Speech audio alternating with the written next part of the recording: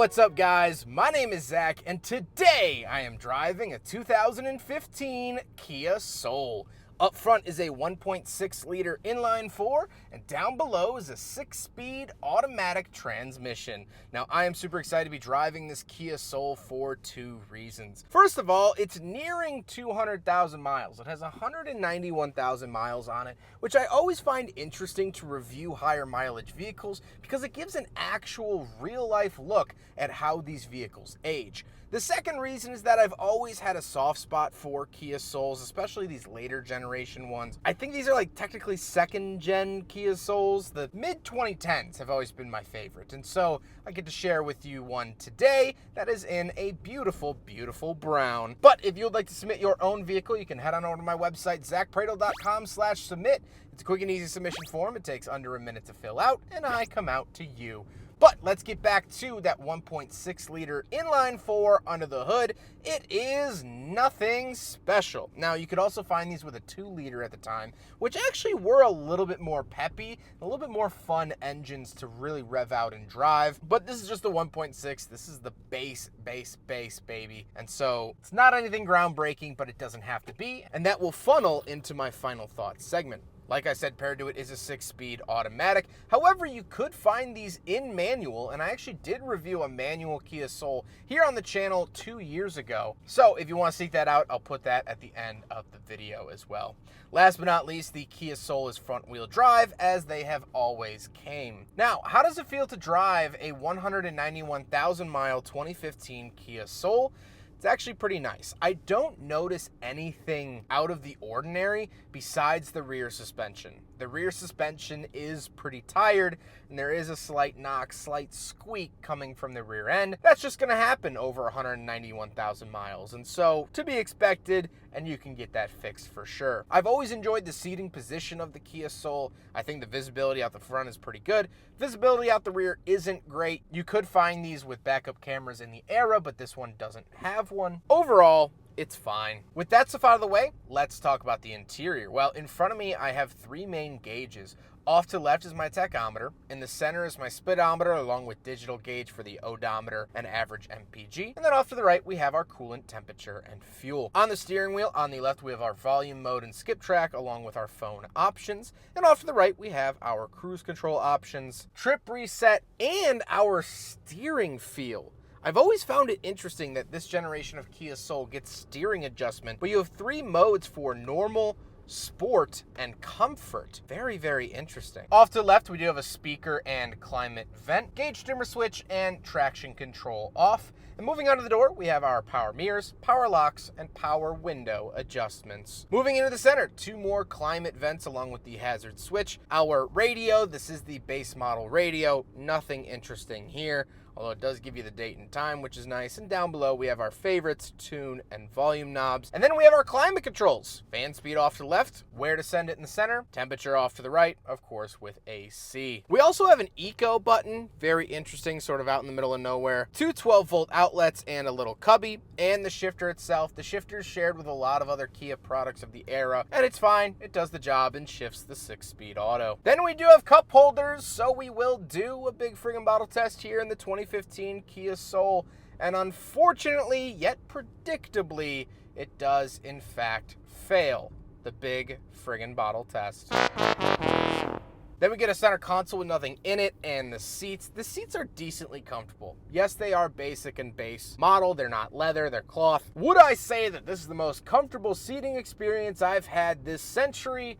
No, not by a long shot. But they work. They're functional, and I appreciate that. However, speaking of seats, we do have back seats, so let's go do a backseat review. All right, so we're in the back of the 2015 Kia Soul, and not a whole lot to talk about. I don't get rear climate vents, which I would have liked to have seen for a little bit larger of a car, but not the end of the world. I don't get a center console. I don't get really any amenities at all. Like nothing back here. I don't even get my own light over my head. I have to share the lights with the front 2 occupants. How embarrassing is that? I don't know. It's fine. It does the job. It fits 4 people, 5 people comfortably. So very nice to see that. But overall, nothing really to write home about or brag about, I should say. Let's hop out. We'll take a quick look at the trunk and cargo space, and then we'll talk about the looks. All right, around the back of the Kia Soul. Press and hold here for the trunk, it says. Didn't really do anything, though. Pull it up like this, and here we are. Once we are in the back, we do get a weird little storage holder over here. Kind of interesting to see that. Nothing really else to write home about. We do have some little hooks here for like a privacy cover, and of course this second row of seats does fold down. But other than that, you can pull this up, you do get some storage down there, which is very nice to see, but overall, nothing too crazy. Now we gotta talk about the looks, and it is brown. The looks are brown, the exterior is brown, and what I really brown about the brown is how brown it browns. Because I don't know about brown, but when I brown brown. And brownie brown, brownity brown. I like the look of this generation of Kia Soul. I think it's fine. With all of that being said, let's get on to my final thoughts. Before I actually do so, there's a Ford Focus wagon from the mid to late 2000s. That's pretty neat.